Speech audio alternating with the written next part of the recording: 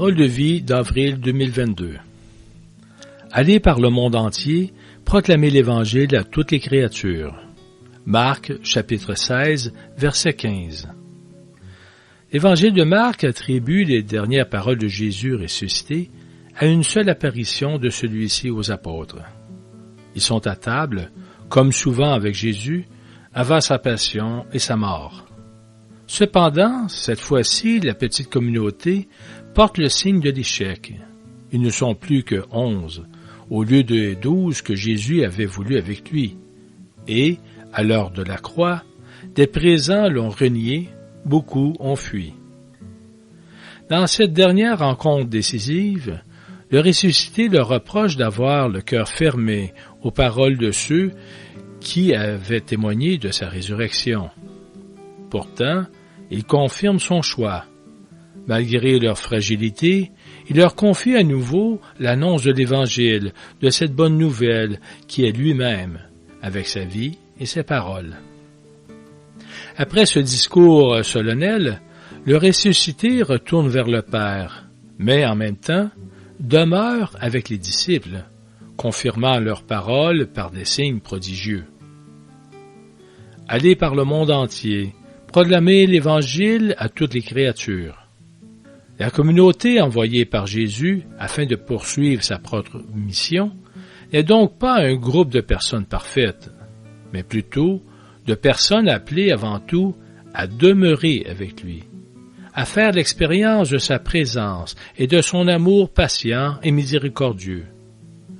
Ce n'est qu'en vertu de cette expérience qu'ils sont envoyés proclamer à toute créature cette proximité de Dieu. Le succès de la mission ne dépend certainement pas de leur capacité personnelle, mais de la présence du Seigneur ressuscité qui se confie à ses disciples et à la communauté des croyants, où l'Évangile grandit dans la mesure où il est vécu et proclamé. En tant que chrétiens, nous pouvons crier l'amour de Dieu par notre vie et nos paroles, en sortant de nous-mêmes, avec courage et générosité, pour offrir à tous, avec délicatesse et respect, les trésors du ressuscité, qui ouvrent les cœurs à l'espérance. Allez par le monde entier, proclamer l'Évangile à toutes les créatures. Il s'agit de toujours témoigner de Jésus et jamais de nous-mêmes. En effet, il nous est demandé de nous renier, de diminuer pour qu'il puisse grandir. Nous devons faire place en nous à la force de son esprit qui nous pousse à la fraternité.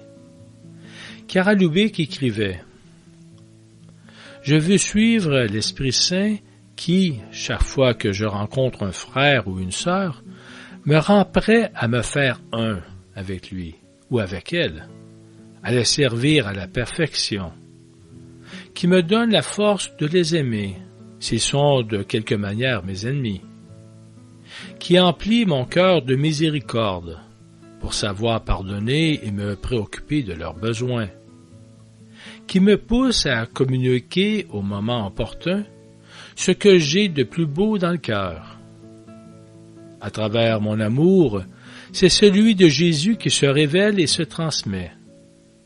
Avec un tel amour de Dieu dans le cœur, et grâce à lui, on peut aller loin, faire partager notre découverte à bien d'autres, jusqu'à ce que, doucement touché par l'amour de Dieu en nous, il veuille se faire un avec nous, dans un échange réciproque d'aide, d'idéaux, de projets, d'affection.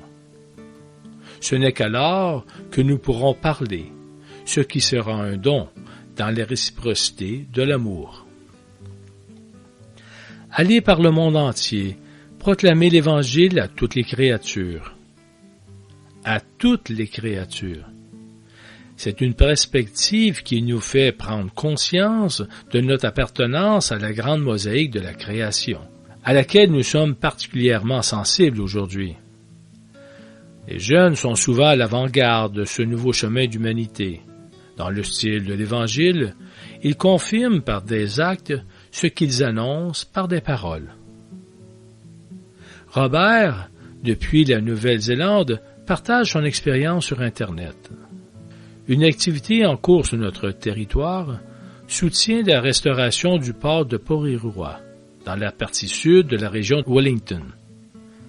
Cette initiative a impliqué les autorités locales, la communauté catholique maori et la tribu locale.